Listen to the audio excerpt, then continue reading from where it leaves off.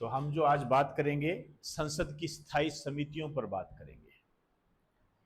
वैसे तो बहुत सारी समितियां होती है संसद की, अस्थायी समितियां भी होती है। अस्थायी समितियों का क्या मतलब होगा? जिनका कार्यकाल थोड़े समय के लिए होगा, मतलब जब तक वो काम करे। जबकि स्थायी समितियां जो होगी ये हमेशा बनी रहती है, हमेशा बनी रहती है। स्थायी समितियों की यदि अपने बात करें, परमानेंट कमेटी, तो 3 प्रकार की होती है। एक है लोक लेखा समिति, प्राक्कलन समिति, लोक उद्यमों से संबंधित समिति। लोक लेखा समिति मतलब पब्लिक ऑडिट कमेटी, प्राक्कलन समिति मतलब ईसी, एस्टीमेट कमेटी, कोपू, लोक उद्यमों से संबंधित, ठीक है ना।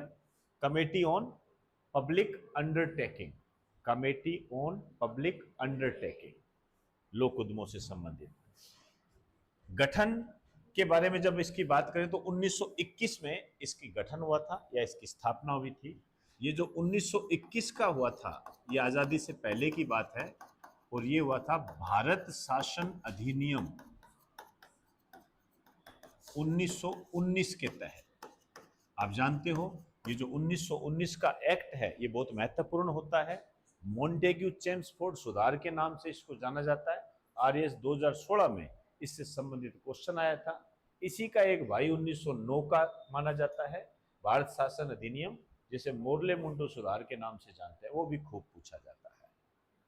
1950 में एस्टीमेट कमेटी आई थी, संविधान के तहत इसकी स्थापना की गई थी क्योंकि संविधान में इसका उल्लेख था।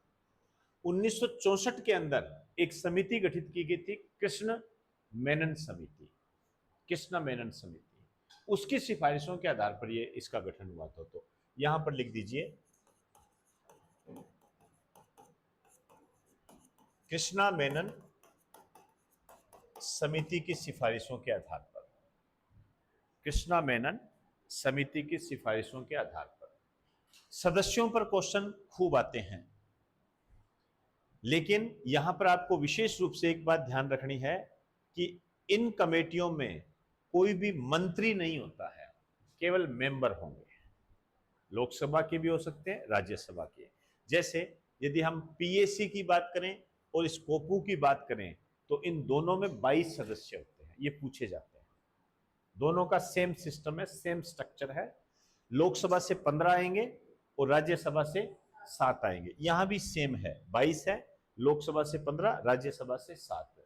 ये जो है ये ज्यादा पूछी जाती है सदस्यों के मामलों में, 30 होते हैं। और ये जो आते हैं ये केवल लोकसभा से आते हैं।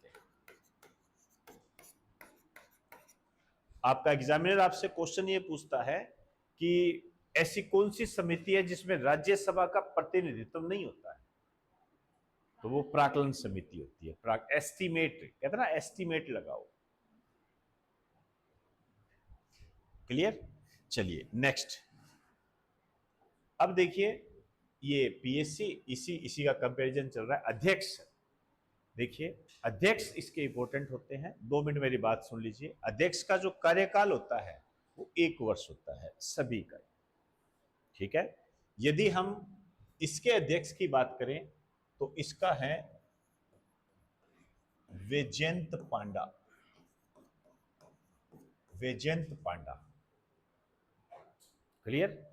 और ये 1 मई 2025 से 30 अप्रैल 2026 तक इनका कार्यकाल रहेगा।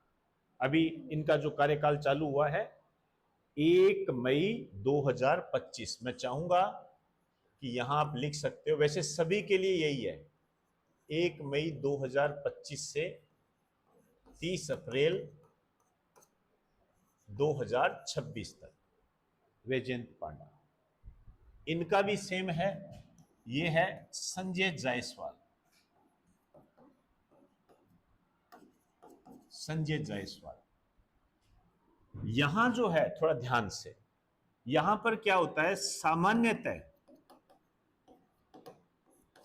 विपक्ष का नेता होता है। पुराने पेपर देखोगे तो ये एग्जाम में क्वेश्चन आया हुआ है, निम्न में से किस समिति का अध्यक्ष विपक्ष का नेता होता है, ये आया हुआ है। लेकिन वर्तमान में विपक्ष के नेता कौन है? राहुल गांधी। लेकिन राहुल गांधी इसके अध्यक्ष नहीं है, इसी कारण से ये इंपॉर्टेंट बन जाएगा। इसके जो अध्यक्ष है ये है के.सी. वेणुगोपाल। इन तीनों का जो कार्यकाल है 1 मई 2025 से प्रारंभ हुआ है, जो कि 30 अप्रैल 2026 को समाप्त हो जाएगा। अर्थात इनका जो कार्यकाल है ये 1 वर्ष रहता है। 1 वर्ष, 1 वर्ष ये रहता है इसमें। अब यदि इसके काम की बात करें तो ये क्या है, रिपोर्ट देती है। जांच का समितियां क्या करेगी? जांच करेगी और रिपोर्ट देगी। लोक लेखा समिति, पब्लिक ऑडिट कमेटी। ऑडिट का मतलब क्या होता है? आपने जो पैसा खर्च किया, ठीक है ना, उसकी जांच करना, ऑडिट करना। ऑडिट रिपोर्ट आने दो, एक बार देखते हैं। तो कैग करता है। अब ये कैग बहुत बड़ा चैप्टर है, छोटा चैप्टर नहीं है। Controller and auditor general of India, भारतीय संविधान में आर्टिकल 148 में इसके बारे में बताया गया है। एन नरहरि राव प्रथम कैग थे। आपको यह बताना है कमेंट बॉक्स में कि वर्तमान कैग कौन है। वर्तमान कैग कौन है? Controller and auditor general of India वर्तमान के अंदर कौन है? ये ऑडिट रिपोर्ट किसको देंगे? राष्ट्रपति को। तो कैग अपनी रिपोर्ट किसको देता है? राष्ट्रपति को देता है, केंद्र के संबंध में। राष्ट्रपति इसको क्या है, संसद में रखवाते हैं। तो राष्ट्रपति किसको दे देगा? संसद को।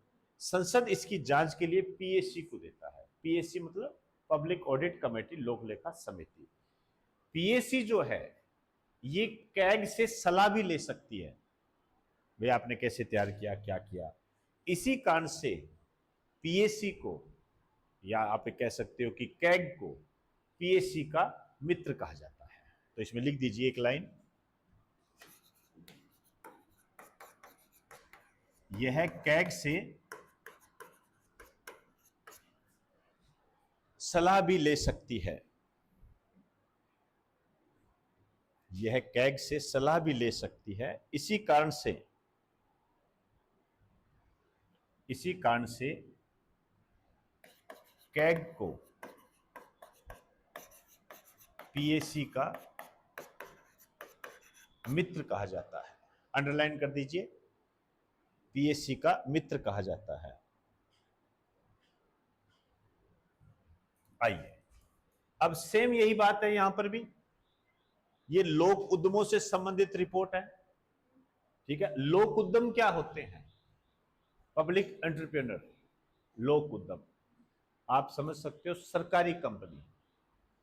ऐसी कंपनियां जिसमें सरकार का पैसा लगा हो, सरकार के कर्मचारी हो, सरकार को ही लाभ होता हो, सरकार को ही हानि होती हो, उसे हम कहते हैं लोक उद्यम। सार्वजनिक कंपनियां इसके अंदर आती है, जैसे Hindustan petroleum corporation limited, Bharat petroleum, ठीक है ना, ये सब इसके अंदर आ जाते हैं, ठीक है ना। ONGC, oil and natural gas corporation, ये सब लोक उद्यम होते हैं जिसमें सरकार का पैसा लगा हो। अब इससे संबंधित रिपोर्ट होती है, वो रिपोर्ट राष्ट्रपति के पास जाएगी, राष्ट्रपति संसद में पेश करेगा, संसद जांच के लिए इसको देगी, कमेटी ऑन पब्लिक अंडरटेकिंग, लोक उद्यम समिति। क्लियर? अब ये जो एस्टीमेट लगाना, बजट कहता ना, पहले एस्टीमेट लगाओ फिर बजट बनाओ, सारी बात। बजट तो बना दिया, ठीक है ना। घर में आपने क्या किया, आपने बजट तो बना के दे दिया, भाई मैं जयपुर में रहता हूं, 10,000 रुपए भेज दो, ये तो बना दिया आपने। लेकिन ये बजट जो है आपने बनाया है, ये कितना सही है, कितना गलत है, इसकी जांच होनी बहुत जरूरी है।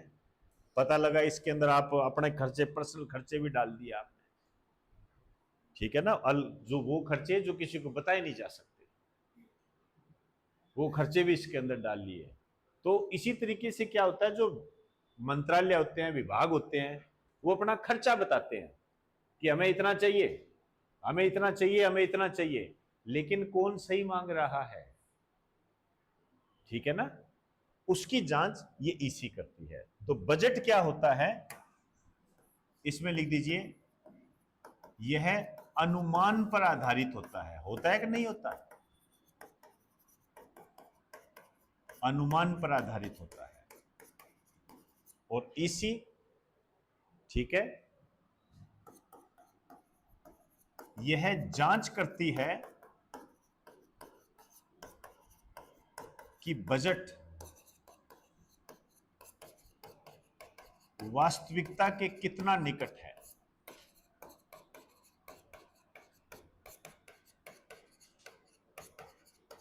बजट वास्तविकता के कितना निकट है, ये जांच करती है। क्लियर होगी बात सारी। तो ये थी जी आपकी समितियां, बहुत इंपॉर्टेंट है। कॉन्स्टिट्यूशन में जो बच्चे कॉन्स्टिट्यूशन कर चुके हैं उनमें ये अपडेट कर दे, ये बहुत महत्वपूर्ण है।